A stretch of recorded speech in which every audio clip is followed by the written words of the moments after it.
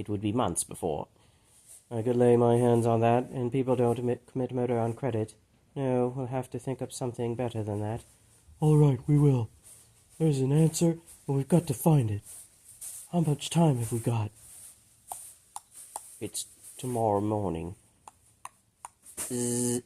Max. Shh. Max goes and hides. Door opens. Oh, hello, Inspector. Is it about my wife? No, sir. Well, I'm afraid not.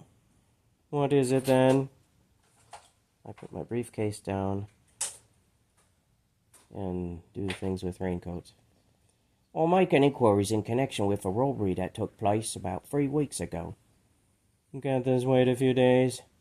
Of course, sir. I'm very conscious of your position.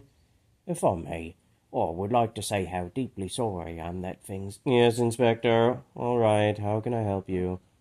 The cashier of a factory in Ledbury Street was attacked in his office, and 2 men made off with several £100, mostly in pound notes. What's all this got to do with me? In cases like this, all police divisions are asked to keep a lookout for anyone spending large sums of money. I see. I was wondering if you had sold anything recently, for cash? Why? My sergeant happened to be making inquiries as Wills's garage the other day. It appears that you settled an account there recently for just over £60. Yes, I happened to have quite a lot on me at the time, so I paid cash. I see. Had you just drawn this money from your bank? Have you been to my bank, Inspector? As a matter of fact, I have. They wouldn't help me. Bank statements are always jealously guarded. Where did you get it, sir? Is that any of your business? If it was stolen money, yes, sir, it is my business. Take out my pipe. Do you mind if I smoke? Go ahead. Do you really think I've been receiving stolen money? Until you tell me where you got it, I shan't know what to think, shall I? Then I go to my raincoat and take a pouch of tobacco and my key. You see, if you got that money from someone you didn't know, well, that might be the very person we're looking for. Hello? I stoop down and pick up the key from the carpet. Is this yours, sir? What is it? Somebody's latchkey. It was lying on the floor just here. Tony crosses the hall, feels in pocket for the raincoat. No, I've got mine here. I try to open the door with the key, and it doesn't fit. No, it's not yours. It may be mine, then. I feel in the pockets of my raincoat. Yes, it is. I must have dropped it out of me pocket. There's a small hole here. That's the trouble with those keys. They're all alike. I'm sorry, sir, you were saying? I don't think I was. Oh, yes, about that money. I'll be grateful if you tell me where you got it. After all, £100 is quite a lot to carry around. You said 60 a moment ago. Did I? Oh, yes. My sergeant decided to dig a little deeper before he put in his report. He said you also paid a bill at your tailor's and another for wines and spirits. I'm sorry he went to all that trouble. If he had come straight to me, I could have explained it at once. I simply won a rather large sum at dog racing. Over £100? Yes, over £100. It has been done before, you know. I see. Why didn't you tell me this straight away, sir? Because I'm a little ashamed to be caught going to dog racing when my wife is under sentence of death. I know how it is, sir. Helps to take your mind off things. I move toward Hall. Well, that answers everything, doesn't it? I'm sorry to have had to bother you at this time. Not at all. Then I take my hat and the wrong raincoat off the peg. Oh, there is just one other thing, sir. Have you a small blue attaché case? Don't say you found it already. Why, have you lost it? Yes, I was going to report it this afternoon. I think I left it in a taxi. How did you know about that attaché case, Inspector? The wine shop mentioned that you had it when you paid your bill. So my sergeant checked back in your garage and your tailor. They both remember you having it with you when you paid them. Yes, I use it instead of a briefcase. Well, these taxi men are pretty good at turning things in. I hope you find it all right. Mr. Halliday comes in. Oh, Mr. Halliday. Before you go, Inspector, I think Mr. Wendes has something to tell you. Oh, has he? Max goes to the case, or sofa, and looking for the case. Where did you put it, Tony? What's come over you? When I was in here just now, there was a small attaché case. I can't remember just where I saw it, but... Then Max finds the case. Got the key, Tony? Have you gone mad? Very well. If there's no key, we'll have to open it some other way. Just a moment, sir. Why did you say you left this in a taxi? I thought I had. Don't be a fool, Max. I've got the key somewhere. I don't know what all this fuss is about. Max suddenly opens it. Max, you... It's all right, Tony. I'll buy you a new one. Max opens and reveals the contents of the case. I go around and look at it. Must be over £500 here. Where did you get it? I can tell you why he got it. That money was to have been paid to a man named Swan, after he had murdered Mrs. Wendes in this room. As you know, there was an accident, so it wasn't necessary to pay Swan after all. Obviously, he couldn't produce all this without questions being asked, so he lived on it. He's been living on it ever since the 28th of September. Well, Mr. Wendes? Just now you said you'd do anything to save Margot. What made you change your mind? Before you came, Inspector was trying to persuade me, blah, blah, blah, blah, blah, going down a bit more. He told Swan he would hide this key somewhere out here, probably on this ledge. Swan let him in, then hid behind the curtains. Then Wendes phoned from the hotel and brought her... Just a minute. If Swan had used Mr. Wendes' key, it would still have been on him when he died. Besides, how did Mr. Wendes get in when he returned from the hotel? She could have let him in, and he could have taken his key out of Swan's pockets before the police arrived. But he let himself in with his own key. That was established at the trial. Don't you remember? Come on, Max. Your move. Swan could have taken the key from here, unlocked the door, and then returned it to the ledge before he went in. All right, Mr. Halliday, this is all very interesting, but it isn't getting me any nearer to what I came to find out. But this is a matter of life and death. What else matters? What matters to me is where Mr. Wendes got his money. That's all I want to know. We'll soon find out how long he's had it. No, what's the matter? Tony takes out checkbook. I go and look at checkbook. Max takes out checkbook. I look at checkbook. There you are, Inspector. The last check he wrote was on the 27th of September. That was the day before this happened. I tell you, he's been living off it ever since. I look at the bank statement. He hasn't drawn any large sums from his bank. Nothing over £53. But just look at these, Inspector. Nearly every week. £35, 40, 35, 40. He could have saved it up. I may have planning this all for years. Where did you get it?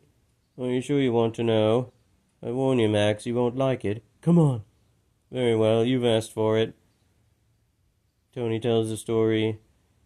Whenever I needed the money, I took it out and left it in some other check room. I knew that if you found it, you wouldn't stand a chance. You see, she was just about to give it to him when she killed him instead. Do you expect anyone to believe this? I've really no idea. What about it, Inspector? Well, it certainly seems to fit in with the verdict at the trial. You mean you're not even going to check up on this? She's being hanged tomorrow. Well, all this has been out of my hands for months. There's been a trial and an appeal. Of course, it wouldn't do you much good, would it? You'd have to admit you arrested the wrong person. I think you ought to go. You better go. But you made one mistake. What will happen when Margot hears about all this? She'll deny it, of course. Perhaps she'll change her will. You'll have done it all for nothing. Tony leaves. Suppose I had told that story of his. Would anyone have believed me? Oh, not a chance, sir. Before nearly every execution, someone comes forward like this. This must have been very distressing for you, coming as it did. Do you think they'll let him see her? I don't want her upset. Just have a word with your lawyer. He might be able to prevent it. And I should get all that money into the bank before someone pinches it. Thank you. I think I will. Take down my hat from the peg. By the way, I was asked to tell you there are a few things belonging to Mrs. Wendes at the police station. What sort of things? Just some books and a handbag, I believe. They'd like you to come and collect them sometime. You mean after tomorrow? Yes. Or today, if you like. Just ask the desk sergeant. He knows all about it. I take my hat and Tony's raincoat, and then I begin to exit. Well, goodbye, Mr. Wendis. I don't suppose we shall meet again. Good night, Inspector, and thank you. Then I leave. Then Tony leaves. Then I come back in with my flashlight. I look at, I hold the key. What am I doing here? Oh, I put the briefcase and raincoat on the desk, and then I start to dial the number. Chief Inspector here. Give me Sergeant O'Brien, quick. O'Brien, Hubbard here. Look, I've got back in again. Start the ball rolling. Then I hear broken glass, or Max breaking in, and I go to the kitchen. And then Max starts looking in the desk for the checkbook. And I come out. What are you up to? What's the idea? Where's this bank statement? Never mind about that. You've got to get out of here. Quick.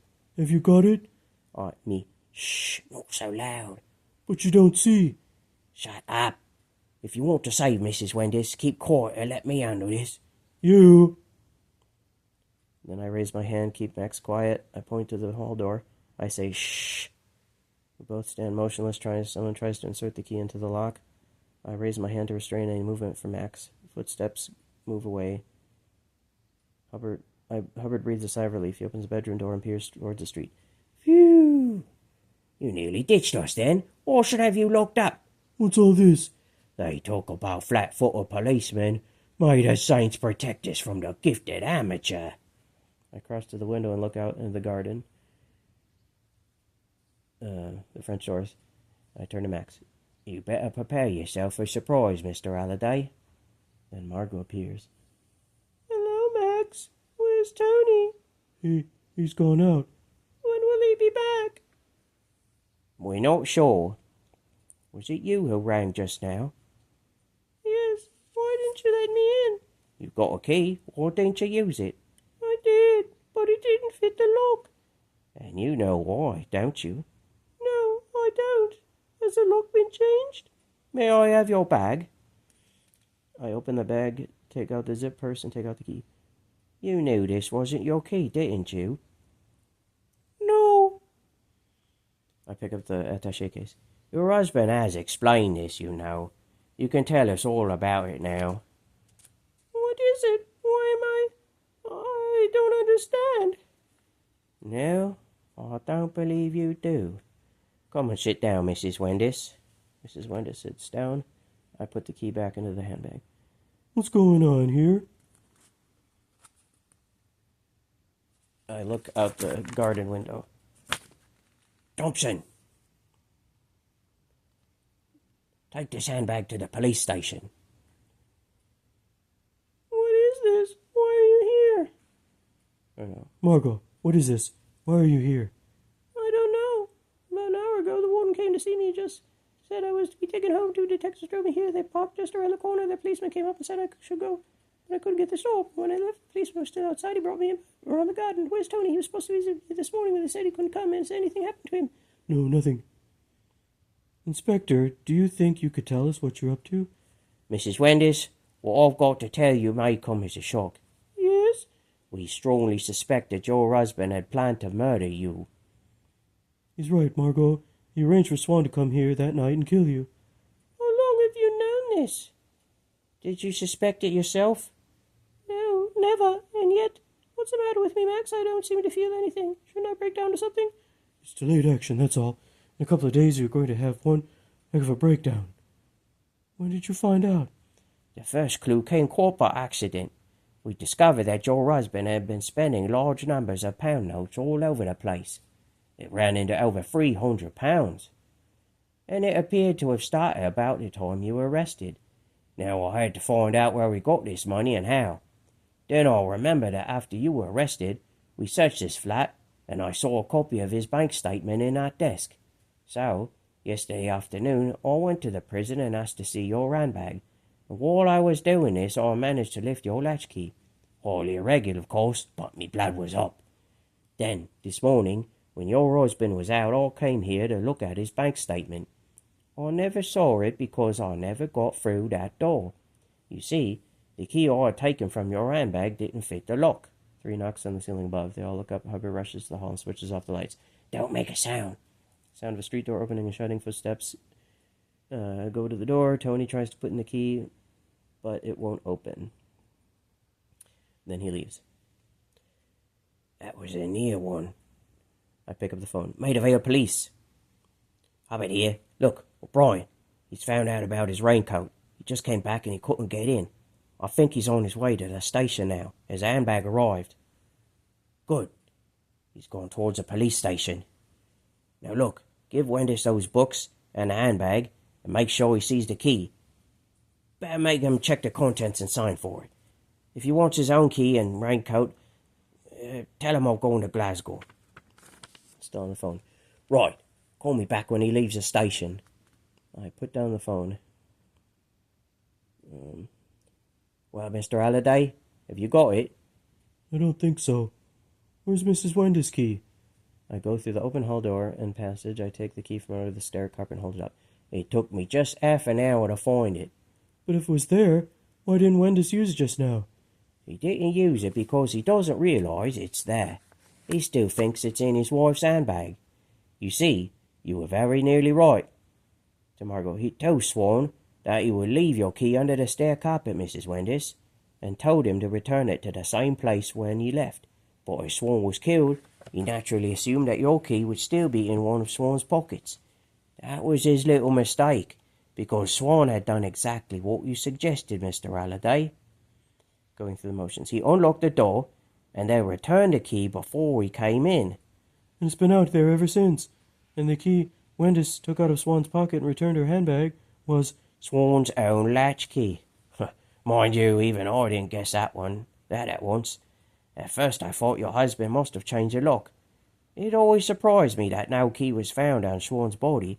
After all, most men carry a latchkey about with them. Then I had a brainwave. I took the key that was in your handbag to Mrs. Van Dorn's and unlocked the door of her apartment. Then I borrowed her phone and called Scotland Yard. Why did you bring me back here? Because you were the only other person who could have possibly left that key outside. I had to find out if you knew it was there.